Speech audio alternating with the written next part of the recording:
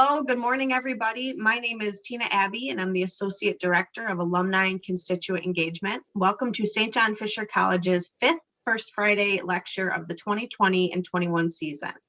The First Friday lecture series is designed for alumni and friends of the college who are interested in hearing learned perspectives on a variety of topics from members of the St. John Fisher College and Greater Rochester community. This lecture season will be virtual as we cannot gather on campus together. As a reminder, the chat feature is available for questions during the lecture. You can find that at the bottom of your screen with the text bubble icon. If you click the icon, a text box will appear and you can write your questions in the box. We will address all questions in the chat at the end of the lecture. I am honored to join you today to introduce Dr. Susan Hildenbrand and Dr. Mike Wischnowski from the School of Education to speak about what educators need building a trauma-informed school community. Susan Hildenbrand is an associate professor in the Inclusive Education Department in the Ralph C. Wilson Jr. School of Education at St. John Fisher College. Dr. Hildenbrand graduated from the University of Michigan with a BA in elementary education, DePaul University with an MED in reading and learning disabilities, and the University of Rochester with a doctorate in teaching and curriculum. Before working in higher education, preparing pre-service teachers for inclusive settings, she taught elementary special education for 10 years. Dr. Hildenbrand teaches courses on the special education process, inclusive practices, and family school partnerships, and conducts professional development trainings with in-service teachers. And through her grant work, she has trained over 200 area educators on brain research and trauma-sensitive pedagogy and practices. With Dr. Wischnowski, Dr. Hildenbrand has also dedicated time to establishing a pilot student teaching exchange program with Shortwood Teachers College in Kingston, Jamaica, as well as serving as the college's volunteer coordinator for the Jazzy trip to Kingston. Her research interests include creating trauma-sensitive school communities, positive classroom management strategies, and co-teaching in the inclusive classroom. Also with us today is Dr. Michael Wischnowski. He is a full professor in the Executive Leadership Doctoral Program in the Ralph C. Wilson Jr. School of Education at St. John Fisher College. He served as the Dean of the School of Education from 2012 until 2020. He has joined the School of Education faculty at St. John Fisher. He joined in 2004, bringing a broad range of experience in management, teaching, and consulting in education. He currently teaches doctoral courses in qualitative research, program evaluation, and board governance. His PhD was earned at the University of Illinois Urbana-Champaign in special education, and his MS was awarded in health administration at the University of St. Francis. His undergraduate work in health education and English was completed in Eastern Illinois University. He is a certified teacher in New York and Illinois and holds a school district administrator certificate in New York.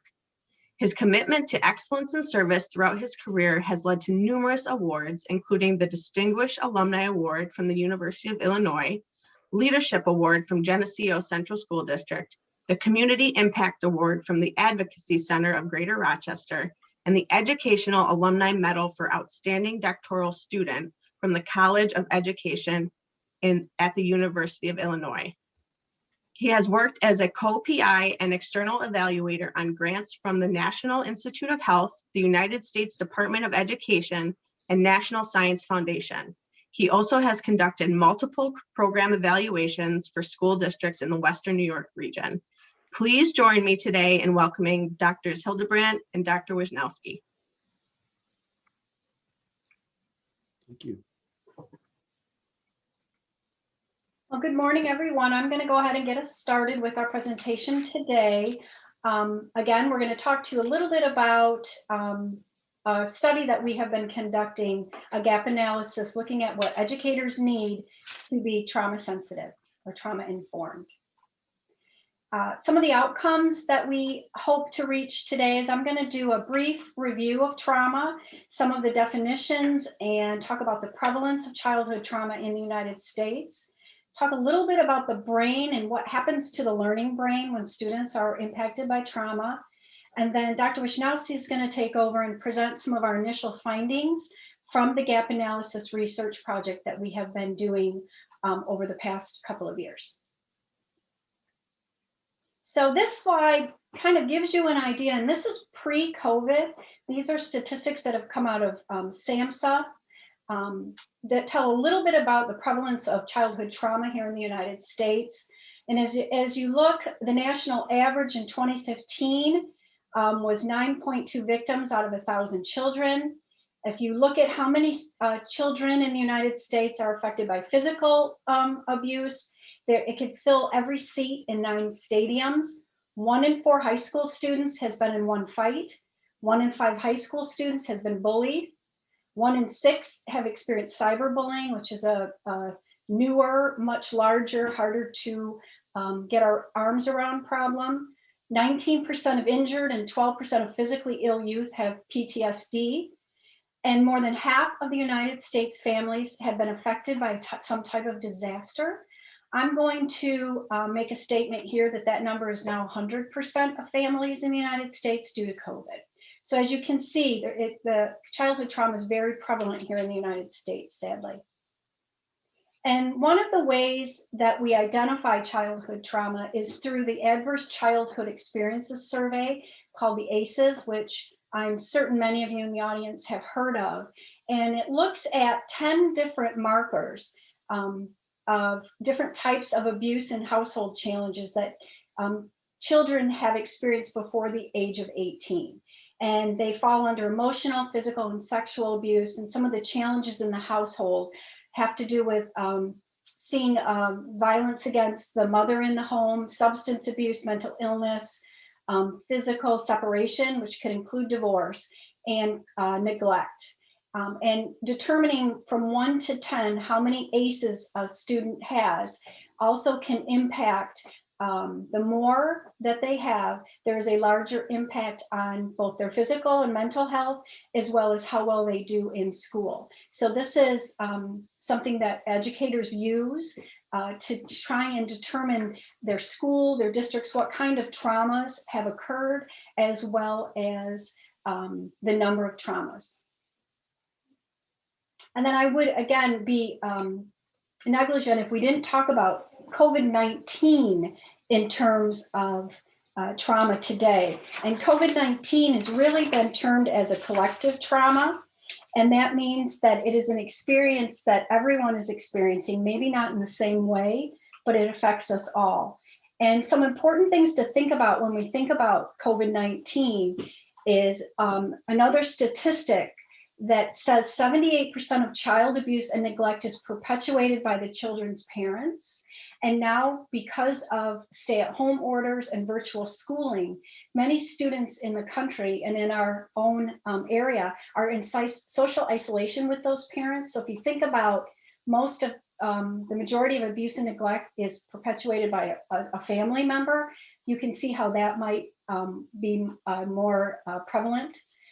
There's a rise in intimate partner violence. And so domestic violence, you can't escape your home because there's nowhere to go because of COVID-19.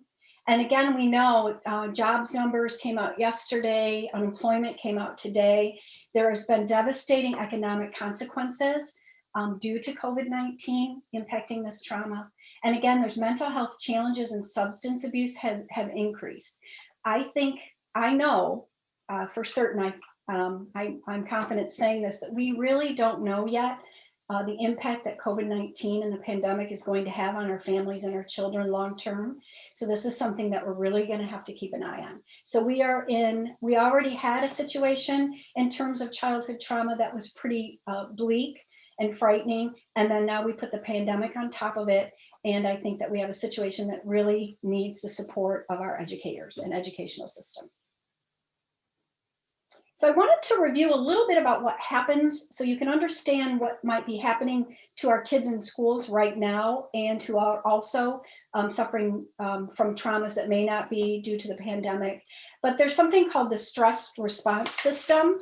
And basically, what happens is the emotional brain, where the amygdala is, sets off a stress response and sounds the alarm that something's not right. There's a feeling of unsafe or not being safe.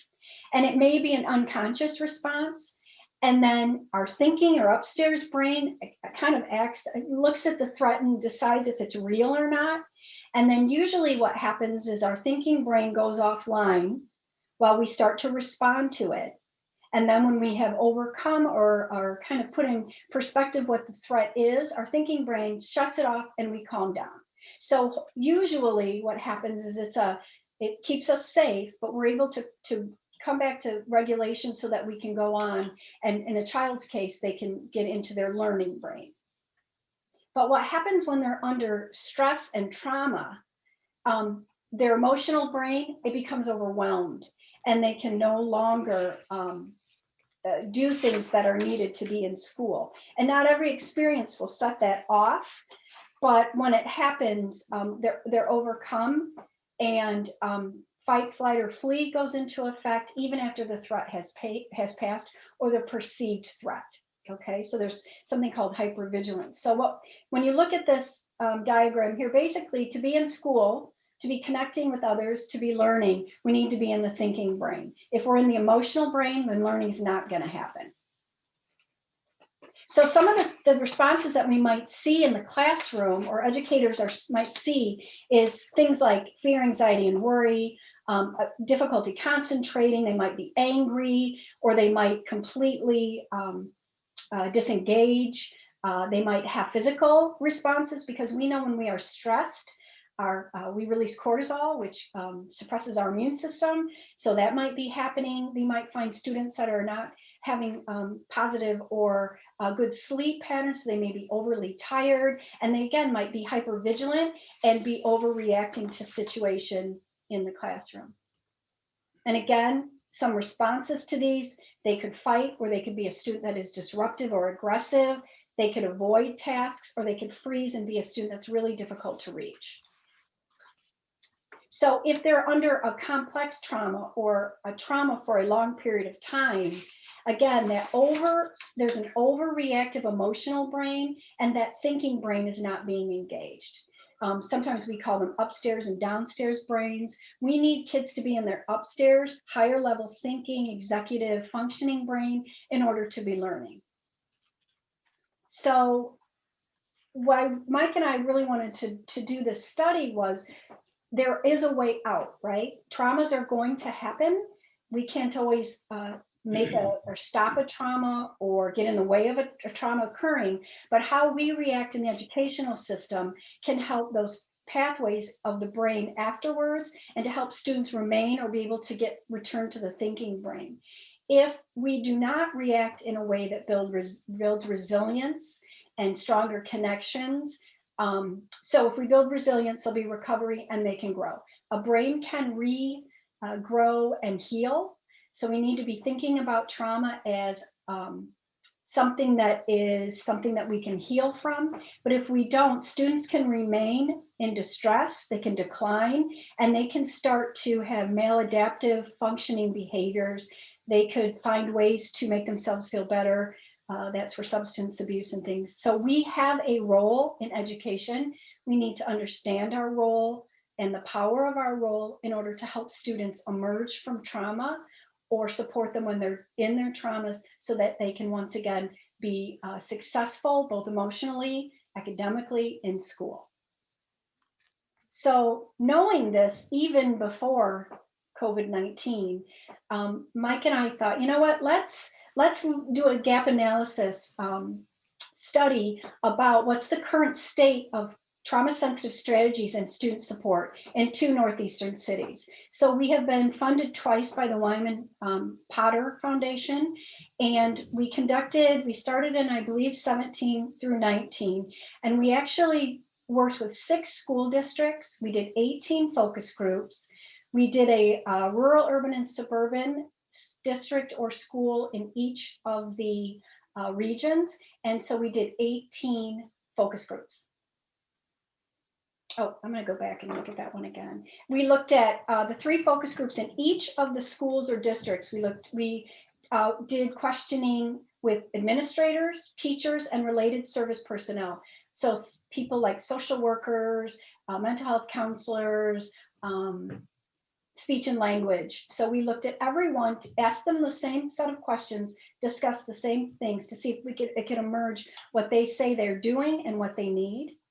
And these were some of the questions that guided our research. We wanted to know what systems were currently in place, how prepared. We did a perception. How prepared do you think you are? What are you currently implementing, and what do you think you might need in order to be better equipped to support students impacted by trauma? So now I'm going to pass it on to Mike, and he's going to share with you some of our initial findings throughout our research. Thank you, Susie, and good morning, everyone. So our main topic, as Susie just mentioned, is really the idea of students with trauma in schools. How are schools managing this, and how are they dealing with it in terms of what do they already know? What skills do they have to work with students who have been traumatized, who are working through traumas right now? And then again, what are some of their challenges and what are some of their needs as moving forward? So it really comes down to three different major categories in terms of the data that we received back from our participants.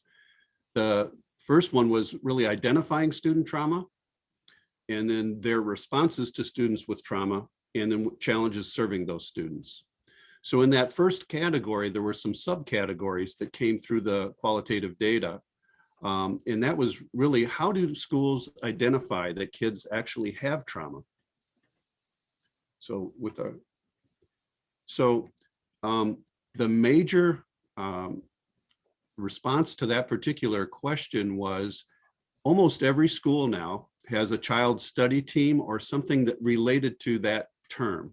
They might call it something different, but a team that actually gets together when a student is showing some academic or some behavioral difficulties.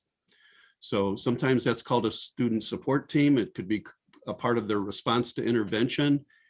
For those with special needs, it could occur in the committee in special education sessions that go on throughout the year, grade level teams at the elementary level, and then related services teams get together from time to time to discuss kids that they're sharing. So that was the major formal way of doing it, but there were a couple of informal ones they talked about too. One, students self-disclosed. Students would tell their teacher, this is what we're going through, this is what's happening in my house. Other times families would call the school and say, I want you to know that my child is that we're going through a divorce right now, and we're having some custody issues, our house burned down. It was surprising how many incidences people talked about in different places where fires were involved. In other ways that is maybe less explicit is student behavior. Students are acting out, and they're trying to communicate to us that something's wrong, but they can't always articulate it. So it comes out in student behavior. And so through that, and then referring, it goes through. So here's just one. A counselor at an urban school said, I think we could screen better. I know the district does a survey that the students take, and that was the ACEs survey that Susie talked about earlier. Some of your introverted kids, your kids that have really been deep in trauma, may not answer the way they would if they were talking to a trusted adult. So they talked a little bit about some of the limitations of a tool like this. These kids are introverted kids that are dealing with trauma that is doing horrific things to them. We have a building of what, 1,100 kids, 1,200 kids. So getting to know every student is possible. Some of the students, they don't come to us, they're suffering in silence, so that's difficult to catch. So as you can see from this comment, it's really kind of all over the place. Maybe we find some kids through screening, maybe we find some kids who can talk to a trusted adult. There may be some kids who are unidentified. The second subcategory in this identification was what types of trauma are people seeing in schools? So what are the types of trauma? And it was really, a lot of it you would see on the ACEs scale itself. Every district talked about sexual abuse. It doesn't mean that it's more prevalent than these other types, but it does mean that it's something that when it happens, it's something that a lot of the professionals know about and are trying to work through in terms of getting services for students dealing with that particular piece. Right behind it are many of these other things, though: physical abuse. It was interesting that in the rural schools in particular, the opioid crisis came up quite a bit in terms of substance abuse.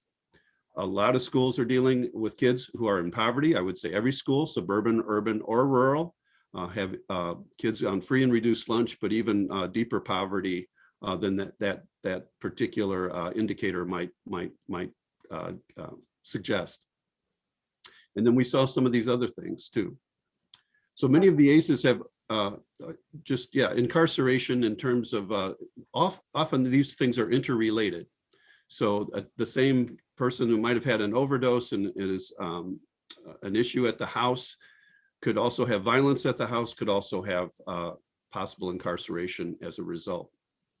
A rural teacher reported that I just had a student today tell me that her mom was addicted to heroin, that when she was 9, her mom and dad divorced. Her mom had to go into rehab, and I guess she still has contact with her, but just recently, the mom has had to go back into rehab. Her dad mostly takes care of her. So look at how interactive some of those traumas, the types of traumas that we've just talked about, can be for one kid. So that's an example of some pretty complex issues going on at the same time. And finally, what are some symptoms that then we see from this trauma? What do teachers see in the classroom? The major pieces were anger, defiance, or aggression. Some sort of, really having a hard time with their feelings, and those being expressed in a very aggressive way. And then also kind of the opposite of that, we saw anxiety and social withdrawal from other kids. So trauma doesn't express itself in the same way.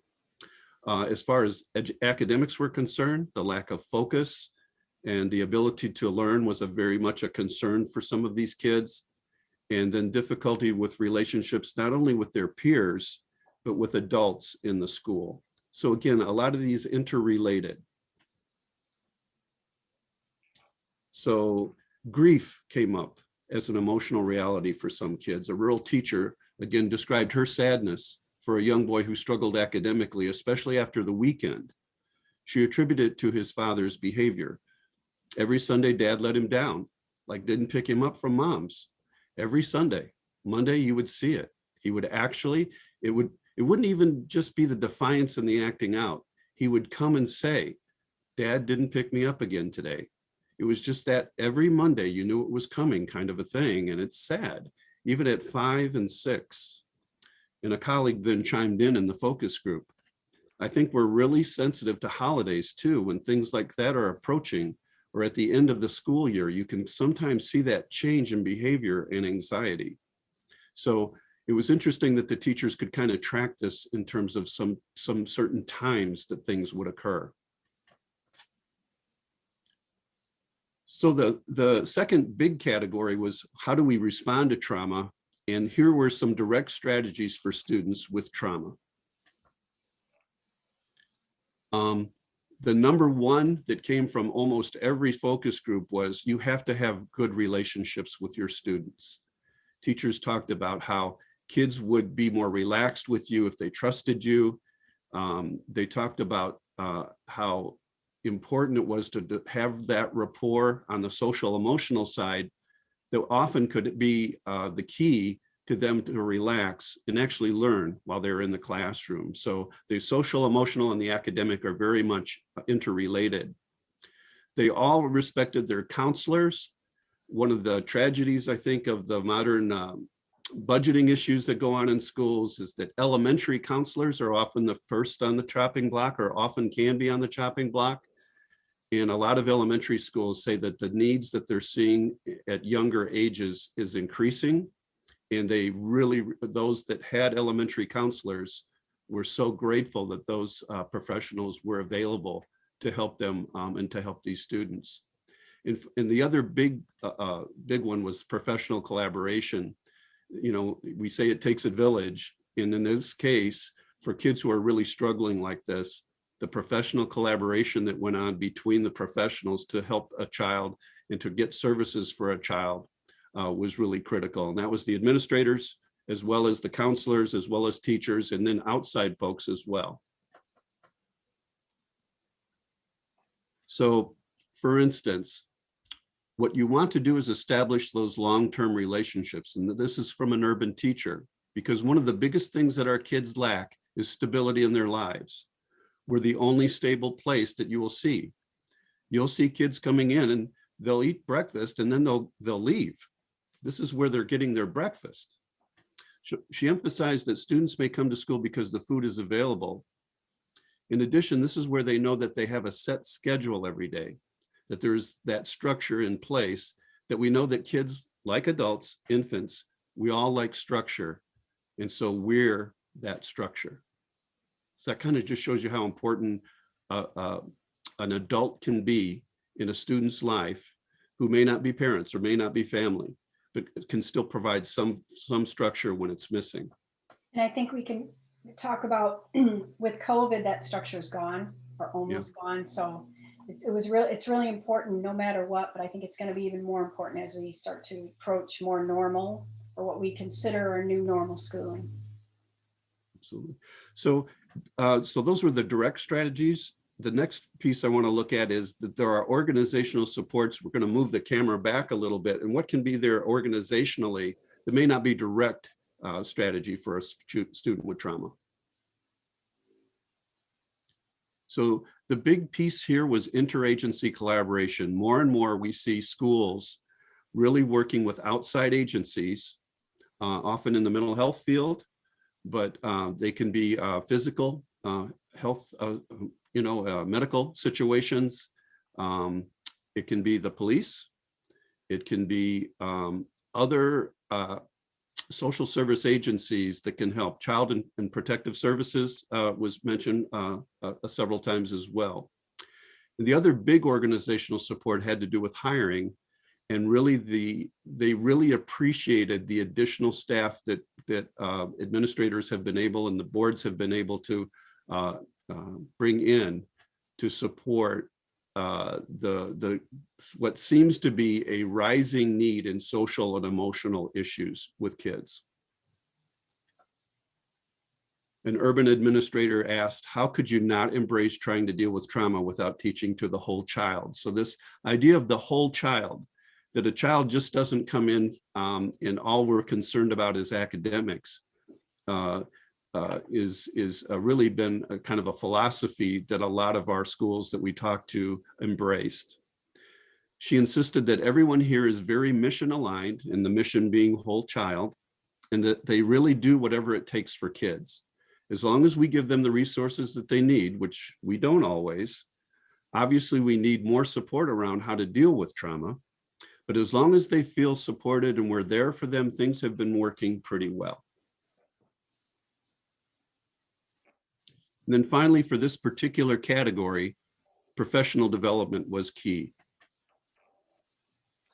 And what did they want professional development on?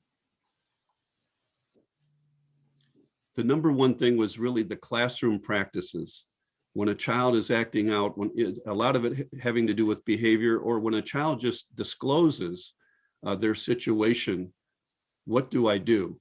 And so a lot of teachers say they weren't trained for this in their pre-service, in their college educations. Thanks to Susie, I think here at Fisher, we've been able to incorporate a lot of that into our curriculum.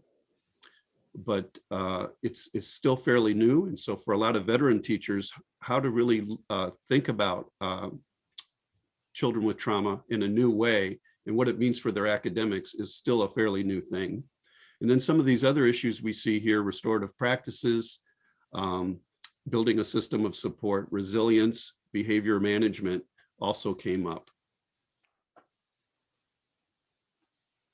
A suburban counselor stated, I think what we've done as a whole staff team is just becoming more educated, or trying to become more educated on trauma and the research and information that's out there.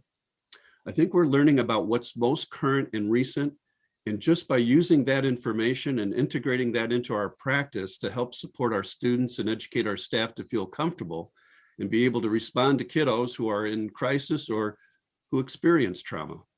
I think that's something we're all doing as a team to help support our students. So this comment sort of emphasizes that interagency, or not interagency, but that collaboration among the professionals in the building. They're trying to learn together how to support kids who have these major challenges.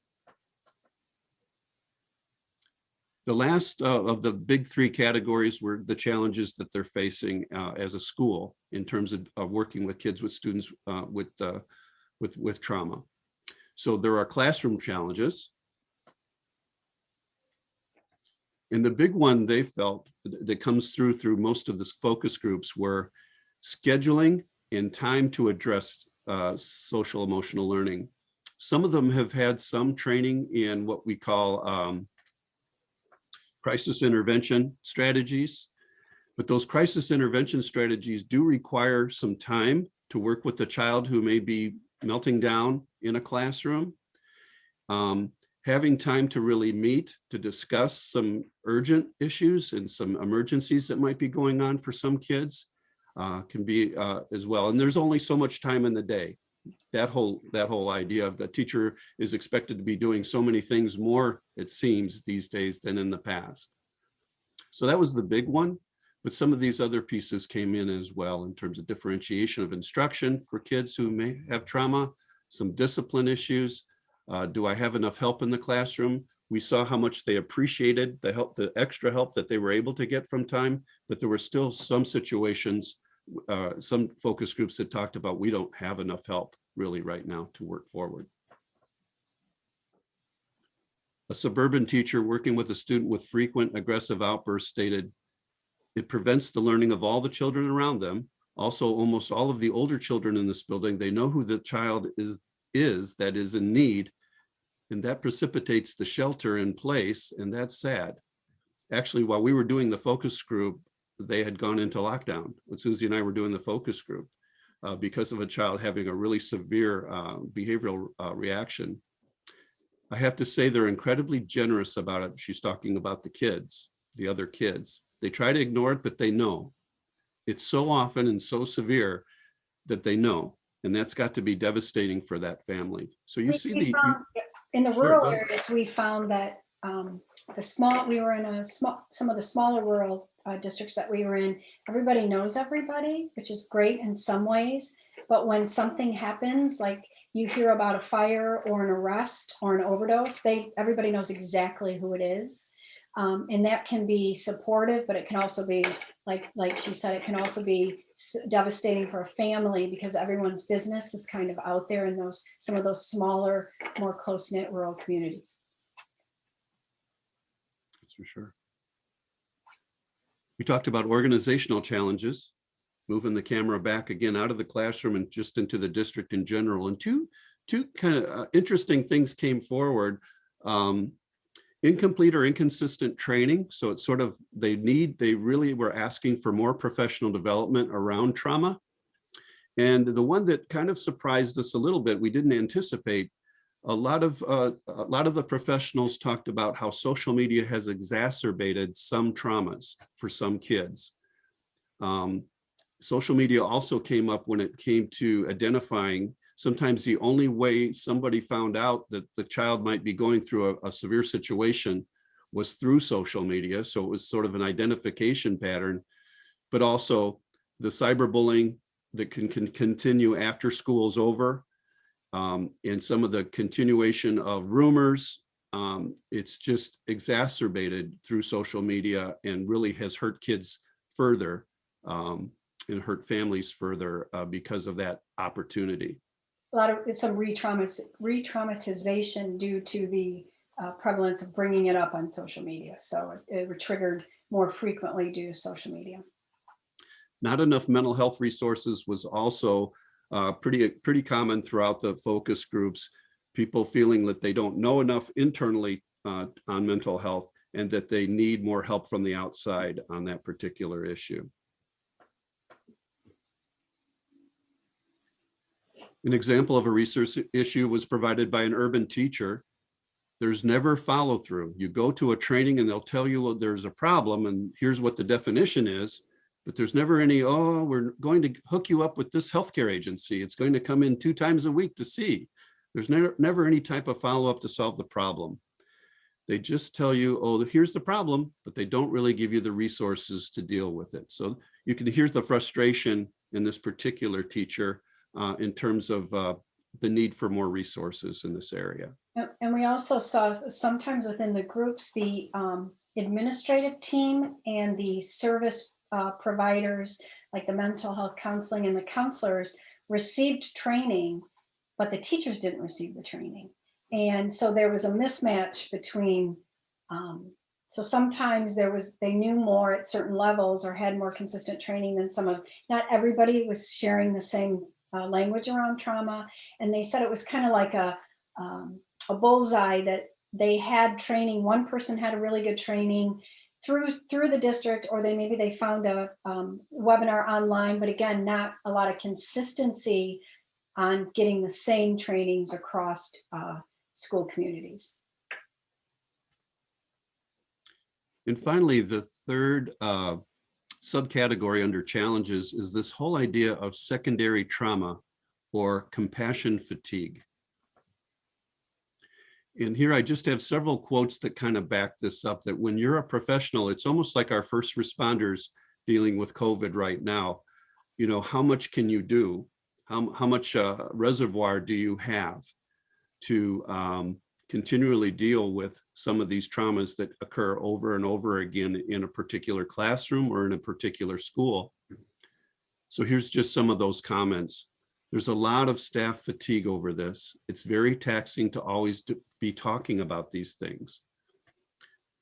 You woke up at 2 a.m.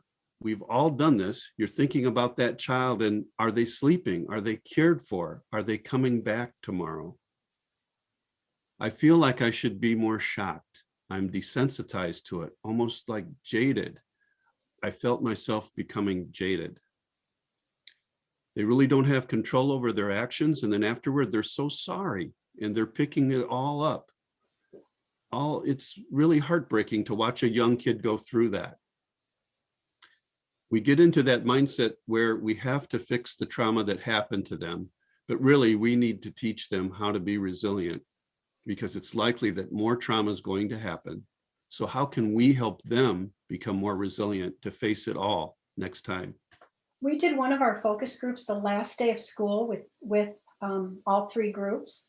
And Mike and I were anticipating them to be disengaged and excited and looking forward to the summer. But the teacher group especially, it was in a rural district, were really sad and upset because they kept thinking, I helped them every day for the school year. Sometimes I gave them additional food. They had food insecurity.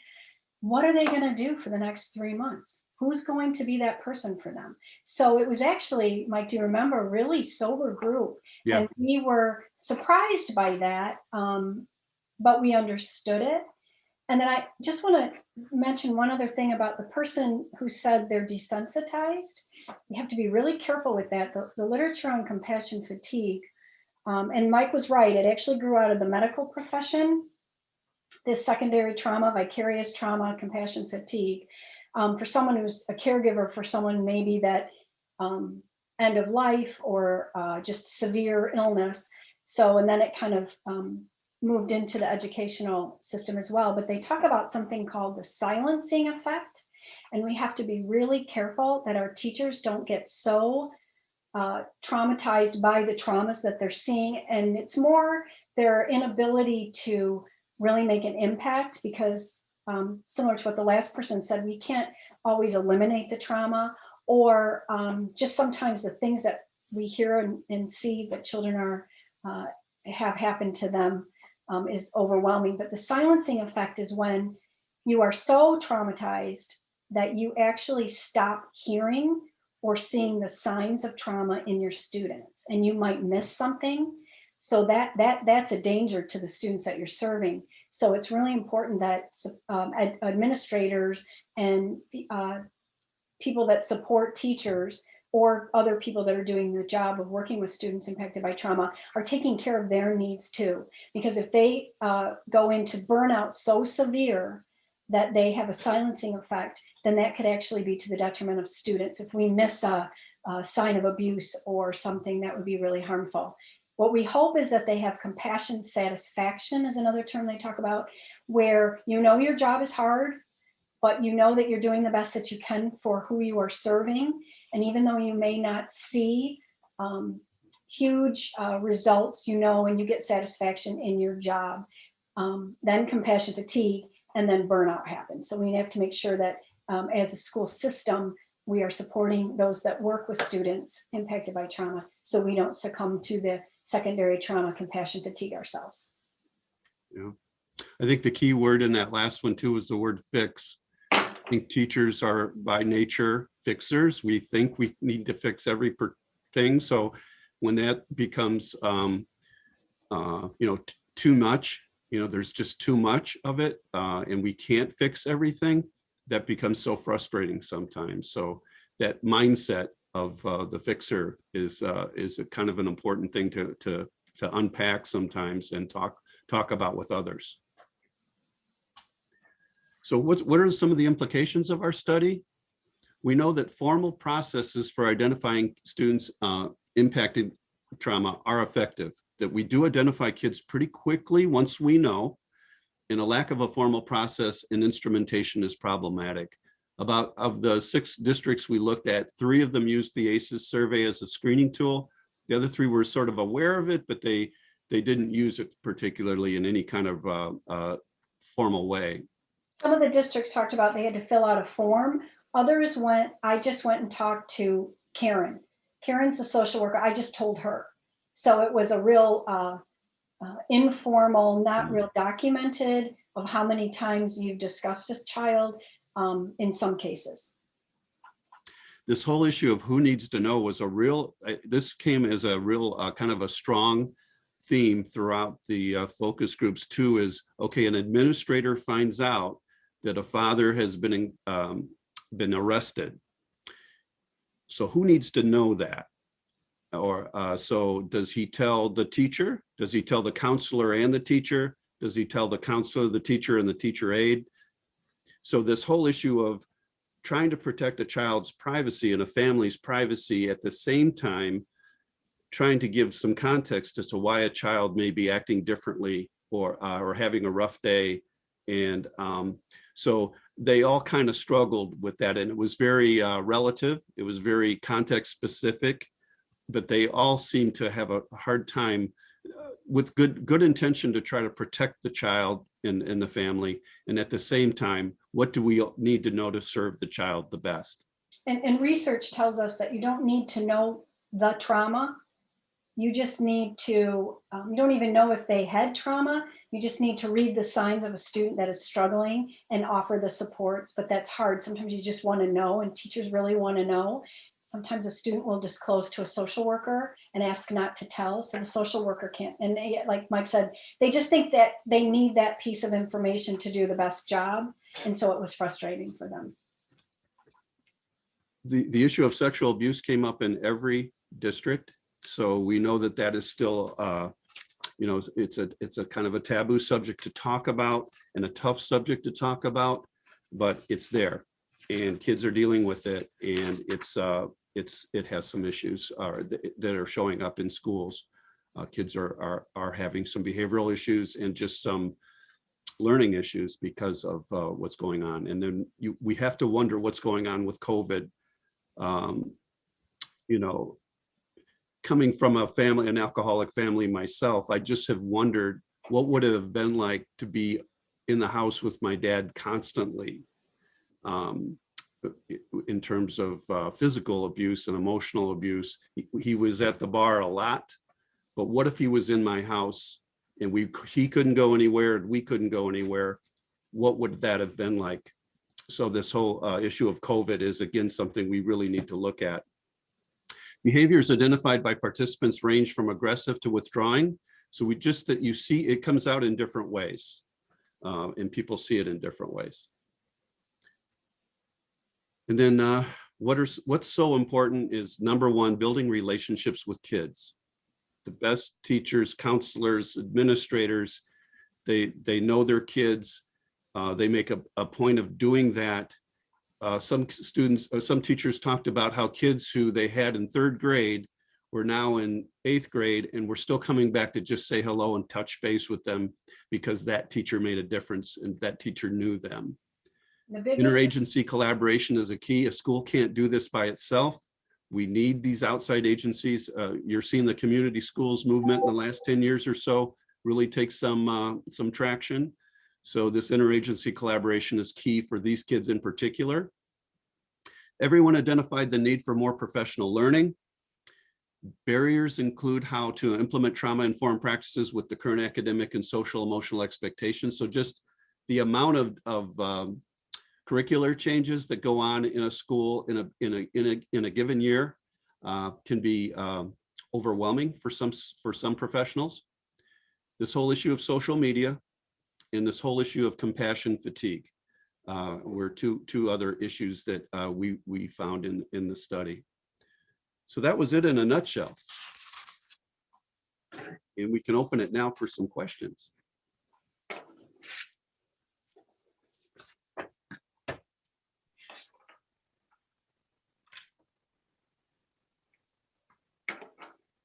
I don't see any in either chat right now, so we'll give them a minute or two.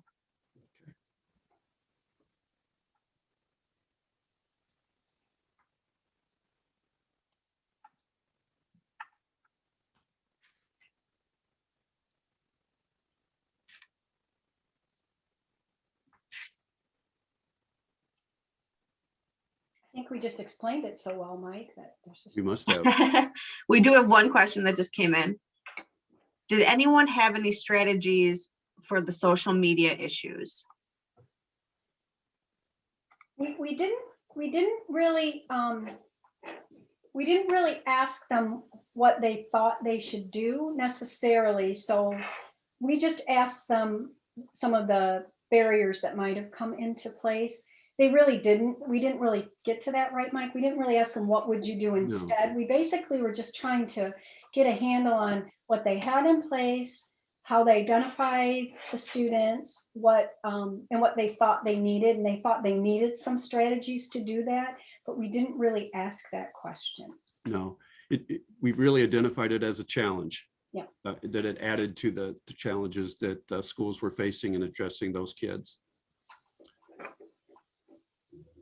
I'm sure they would have been able to give us some strategies, but that's not exactly what we were looking for in our focus. Yeah, we didn't go there. All right, next question. What part can mindfulness play in addressing trauma? Huge, huge part. So when you think back to some of the slides I did on the brain, mindfulness helps a student come out of the overreactive emotional brain back into a regulated state and into the thinking brain. So that is a strategy for working with students impacted by trauma, really all students, to help them with their regulation. Huge. Mindfulness is a huge piece of this. And again, when we were talking to, they seem to have it in some classrooms, or sometimes a social worker would do mindfulness, but it wasn't across the board in any of the places that we talked to. But it is a research evidence-based practice to help students regulate, because you have to regulate your limbic emotional system in order to get yourself settled to a place where you can actually problem solve. Actually, when we're in an emotional state, we lose our language because we're not in the language part of our brain. So to be able to really problem solve, discuss what's happening and how I can come back to the learning brain or the thinking brain. So a huge piece of the puzzle. Mindfulness was mentioned quite a bit, Mike. Yeah. But like I said, in pockets, like, you know, Miss James and I did a conference, and so we use it in 2 of our 2nd grade classrooms. But it is hopefully emerging as an easy to implement evidence-based practice to help all students with self-regulation. So it's big in the social emotional learning curriculum. Mindfulness is as well. So that's a great question, and it's very much supported strategy to support students. And here at Fisher, we do have a course on mindfulness and yoga for our teachers that's optional, but they can take that particular course to learn more about it. Mm-hmm. And then also, I know in some of our districts locally, I know Webster in particular has some mindfulness for their teachers. so that it addresses some of that secondary trauma piece as well. And we have faculty on staff here, Dr. Goodwin, and she, and our health educator, they do a lot of mindfulness with our students and with our faculty and staff too. So I think that it's, again, emerging as a practice that should be implemented. Great. Next question. What are the next steps for your great research? How will this be used for advocacy for schools and the huge needs that we're seeing right now, and we will be seeing post-pandemic? Well, I think we hope to get some of this information back to the schools who helped us and be able to at least do a report for them in particular. But Susie and I are also working on a publication that will go into more of a scientific journal. And then we hope to take this on the road a little bit, either locally as well as nationally, in terms of adding to the conversation on trauma and schools. Great. I have one more question. Were any of the schools using restorative practices in the face of trauma and some students' needs and sometimes act out in a safe place like a school? Yes, again, not across the board, not systemically, organizationally in a building or district. But again, restorative practices is another evidence-based practice that supports students who have been impacted by trauma, or also helps build social emotional learning. We're seeing more of it. I am working with a school in the one of the Rochester City School Districts doing a coaching grant with trauma, and that building has implemented it school-wide. So again, we're seeing it.